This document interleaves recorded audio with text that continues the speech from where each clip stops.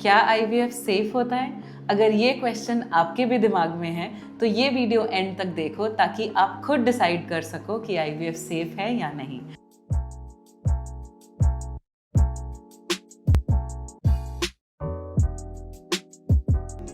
मेरा नाम डॉक्टर रुबीना है। मैं एक इनफर्टिलिटी और आईवीएफ की डॉक्टर हूँ और पिछले कई सालों से आईवीएफ की प्रैक्टिस कर रही हूँ और पिछले कई सालों से बहुत लोगों के आईवीएफ कर चुकी हूँ और बहुत सारे लोगों को आईवीएफ बेबीज दे चुकी हूँ।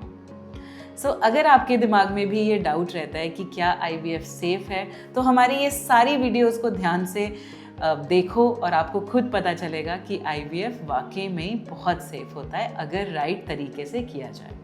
लोगों को मिथ रहते हैं कि आईवीएफ में बहुत सारे इंजेक्शंस लगते हैं और ये इंजेक्शंस आपकी बॉडी पे हार्मफुल इफेक्ट कॉज करते हैं। ये इंजेक्शंस हार्मोनल इंजेक्शंस होते हैं और ये फीमेल की बॉडी से ही डिराइव्ड होते हैं, तो आपकी बॉडी में ये हार्मोन्स नए नहीं होते, बट हाँ, क्योंकि थोड़ी डोज ज़्यादा होती है तो इनका इफेक्ट बॉडी पे ज़रूर आता है। किस तरीके का इफेक्ट आ सकता है जब आप इन इंजेक्शंस पे होते हो? इन इंजेक्शंस की इम्पॉर्टेंस एग की फॉर्मेशन के लिए होता है। नॉर्मली भी आपकी बॉडी में ये हार्मोन्स होते हैं, बट इन हार्मोन से सिर्फ 1 या 2 एग ही बन पाते हैं, मैच्योर हो पाते हैं। बट आईवीएफ में क्योंकि हमें एग्स को बाहर निकालना होता है तो हमारे को बहुत सारे एग्स अगर हों तो आप ही का सक्सेस बेटर होता है, इसीलिए इन हार्मोन्स को दिया जाता है। नाउ ये हार्मोन्स अगर आप ले रहे हो आईवीएफ के दौरान तो आपको कुछ सिम्टम्स हो सकते हैं, जैसे ब्लोटिंग, हल्का सा वेट गेन, ये आप और इंजेक्शन के साइड पे ब्रूजिंग या पेन हो सकती है। बट ये कोई अनसेफ प्रोसेस नहीं है। ये इंजेक्शंस डॉक्टर मॉनिटर करते हैं और उतनी ही डोज में देते हैं जितनी आपको रिक्वायर्ड होती है।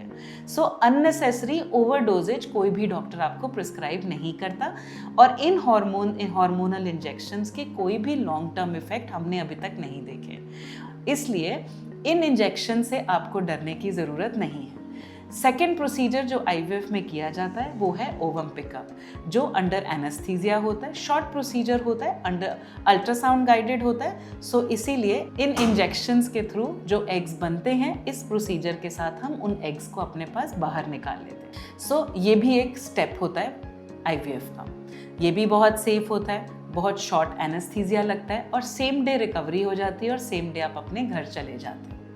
कुछ कंडीशंस में OHSS का डर ज़रूर रहता है, बट उन पेशेंट्स में डॉक्टर्स ऑलरेडी प्रिकॉशंस लेकर ही आईवीएफ को स्टार्ट करते हैं और आईवीएफ में पिकअप का प्रोसीजर करते हैं। थर्ड स्टेप होता है एम्ब्रियो ट्रांसफ़र, जिसमें जो बेबी बाहर बनता है उस एम्ब्रियो को यूट्रस में डाला जाता है।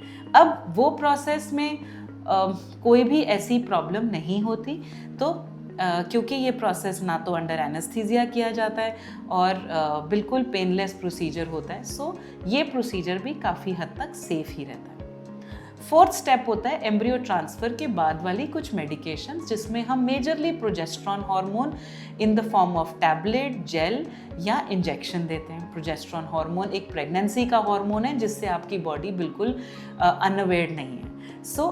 आईवीएफ आपने पूरे स्टेप को, पूरे ट्रीटमेंट को आपने खुद से देखा, इसमें कहीं पर भी अनसेफ प्रोसीजर कहीं पे भी नहीं किया जाता। मैं ये नहीं कहूँगी कि आईवीएफ अनसेफ है, आईवीएफ बहुत सेफ है।